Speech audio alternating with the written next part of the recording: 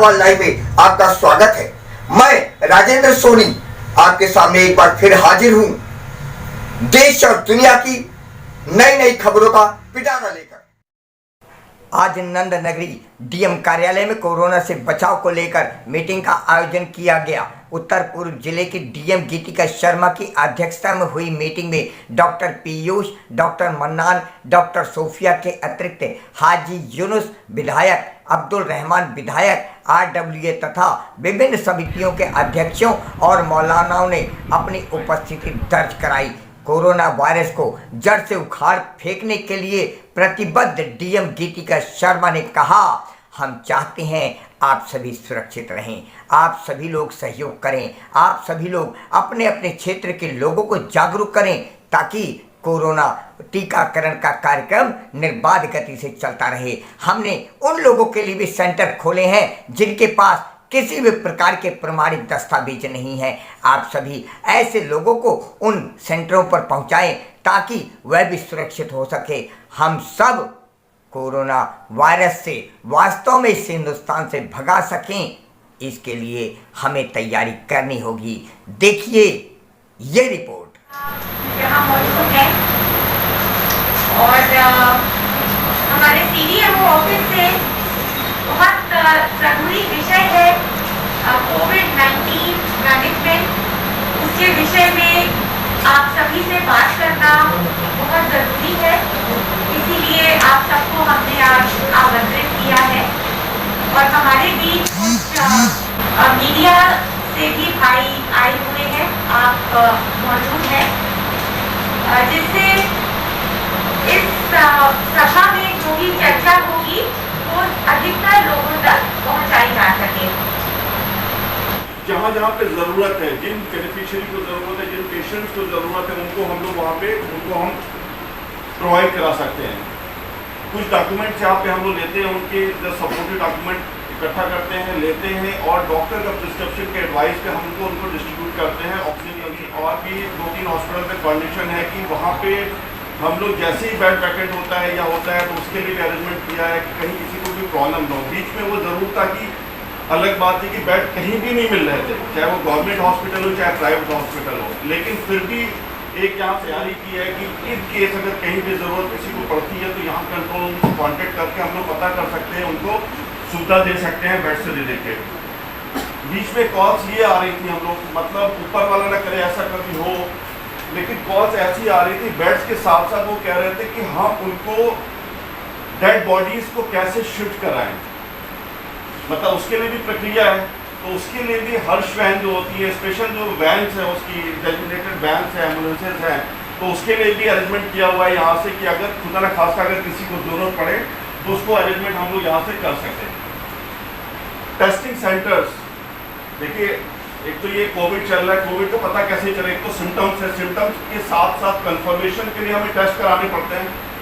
Test के लिए सबसे पहले तो हमें आगे आना पड़ेगा, बहुत लोग टेस्ट कराने से कतरा रहे थे, इसकी वजह से और ज़्यादा प्रॉब्लम्स हुई। तो टेस्टिंग के लिए मैडम की तरफ से 20 टेस्टिंग वैन्स चल रही है हमारे यहाँ, 20 वैन्स हैं जो कि जगह जगह जाके अलग अलग लोकेशन पे डेली लोकेशन की चेंज होती है बीच में, वो RT-PCR और रैपिड एंटीजन के टेस्ट कर रहे हैं, जिसके तहत हम लोग को पता चल पाए कि कितनी पॉजिटिविटी रेट आ रही है, कितने पॉजिटिव केसेज आ रहे हैं। वैक्सीनेशन सेंटर्स मैडम ने बताया जैसे कि हमारा 31 वैक्सीनेशन सेंटर्स जो स्कूल्स में चल रहे हैं, 31 स्कूल के साथ साथ डिस्पेंसरी जितनी है, जितनी भी गवर्नमेंट की डिस्पेंसरीज है उस पर भी हमारे टेस्टिंग चल रही है, प्लस वैक्सीनेशन भी चल रहा है। वैक्सीनेशन का 2 तरीके से अभी गवर्नमेंट ने किया हुआ है, 2 ग्रुप बनाए हुए, एक तो 45+, इसके अलावा 18 to 44 की कैटेगरी है कि हेल्थ केयर वर्कर्स को या कैटेगरी वाइज या फेज वाइज इसलिए शुरू किया गया था। पहले health care worker, front line worker में जो कि हमारे एडमिनिस्ट्रेशन, पुलिस पर्सनल, आर्मी वो लोग आते हैं, उसके बाद सीनियर सिटीजन जो 60+ हैं, उसके बाद 45+ जो कोमॉर्बिड वाले हैं। कोमॉर्बिड का भी किसी को शुगर है, किसी को हार्ट की प्रॉब्लम है, किसी को सांस की तकलीफ, किसी को कैंसर, किसी को किडनी का, जो कि ज़्यादा वो लोग मतलब उनको बीमारी पकड़ सकती है, हो सकती है। आपने सुना भी होगा जितनी भी डेथ्स हुई हैं ऑल ओवर वर्ल्ड, उन लोगों की ज़्यादा होंगी जो किसी न किसी पुरानी बीमारी से ग्रसित थे या ओल्ड एज वाले थे। सबसे ज़्यादा उन्हीं की डेथ हुई है। 2 तरीके की वैक्सीन हमारे पास, कोविशील्ड है, कोवैक्सीन। कोविशील्ड अभी हमारे पास अवेलेबल है 45 है, उसमें कोई प्रॉब्लम अभी तक नहीं आई है। लेकिन 18 to 44 जो एज ग्रुप है वो वैक्सीन अभी आने में टाइम लग रहा है। जो भी गवर्नमेंट का डिसीजन वो कब आएगी हमें नहीं पता। अच्छा, एक सवाल यहाँ ये पैदा होता है कि इस साल लगभग 50 से 60 हज़ार लोग हज यात्रा पर जाएंगे पूरे वर्ल्ड से, लेकिन हज यात्रा पर जाने वालों के लिए WHO ने सिर्फ कोविशील्ड को ही मंजूरी दी है, कोवैक्सीन को नहीं दी। अब जो लोग कोवैक्सीन लगा चुके हैं और उन्होंने हज के लिए रजिस्ट्रेशन फॉर्म भरा हुआ है, तो इस सूरत में वो क्या करेंगे, क्योंकि उनको मंजूरी नहीं मिलेगी कोवैक्सीन वालों को। और इसी तरह से मेरे कुछ दोस्त जो गांधीनगर से एक फैमिली है, उन्हें अगले महीने विदेश का सफ़र करना है, कोवैक्सीन लगा चुके हैं, परेशान है, टिकट करा चुके हैं वो, लेकिन अब उनको विदेश यात्रा के लिए मंजूरी नहीं मिल रही। ये डिसीजन ऑफ द सऊदी अरब या इंडिविजुअल कंट्री, ये हमें करना है ये चीज़ें। उस कंट्री के लिए WHO cannot force those country कि you have, but globally they can suggest कि ये चीज़ें हैं। तो एज पर रिकमेंडेशन अगर कोई भी वैक्सीनेशन है तो WHO अप्रूव किया है ये 5 वैक्सीन, और 5 vaccine in approval of pipeline है। नाउ एक ग्लोबल बॉडी होती है, टेक्निकल बॉडीज, जो डायरेक्शन देती है कंट्रीज को। बेस्ड ऑन दैट उसमें बेसिस पे क्या होता है कि कुछ गाइडलाइंस SOPs आती है। सऊदी गवर्नमेंट ने अगर अभी किया है कोविशील्ड को, might be in coming days में कोवैक्सीन लिए करे।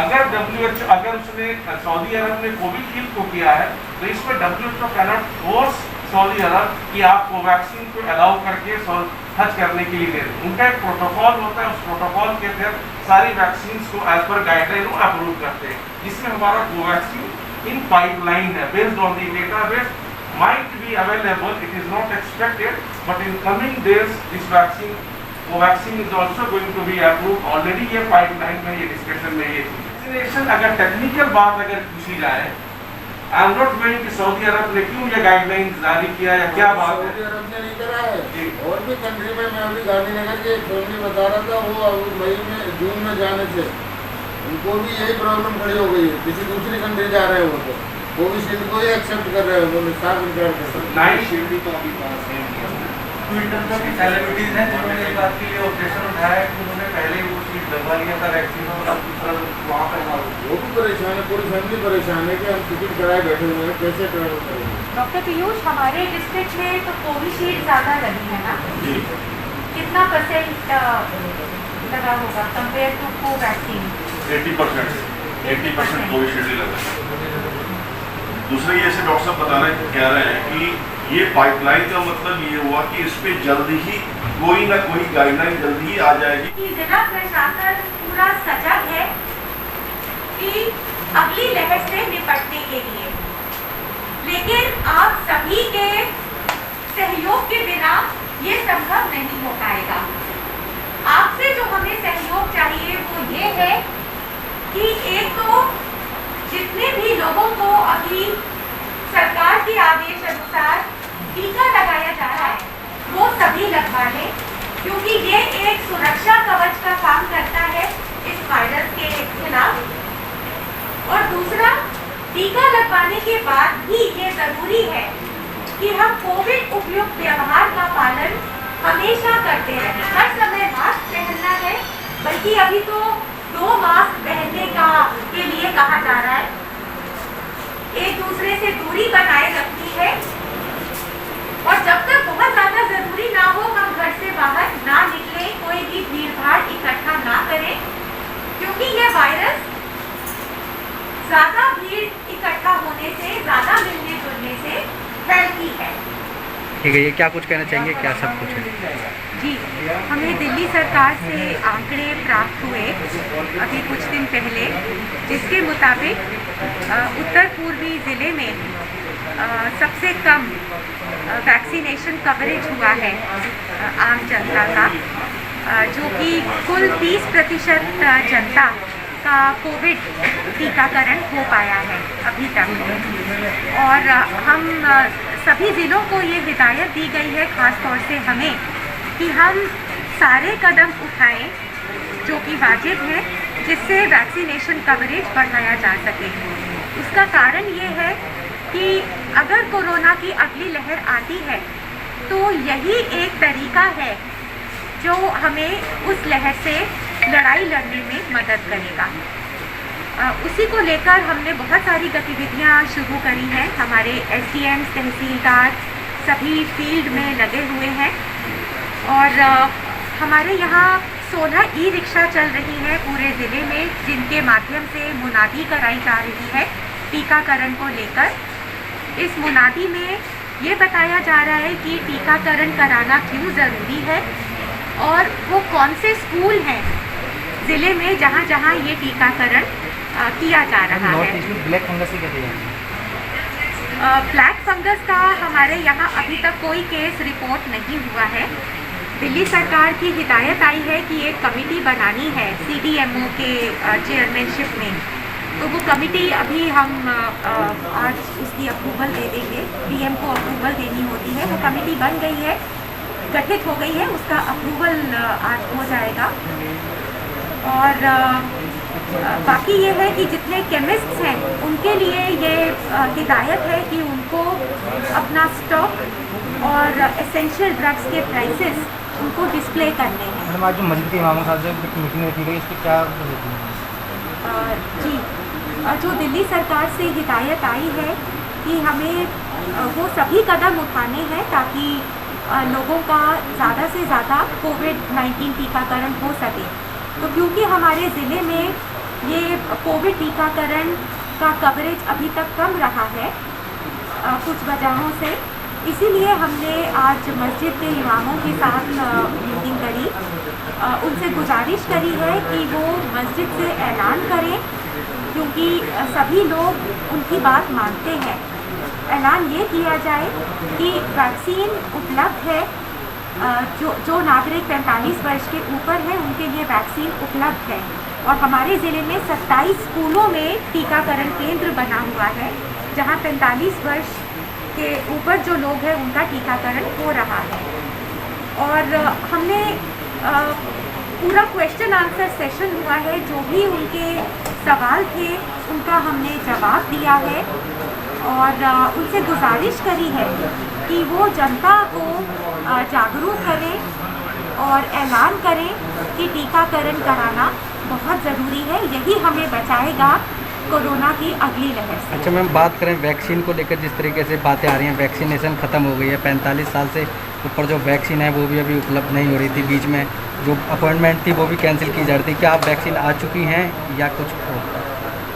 जी, वैक्सीन बिल्कुल उपलब्ध है।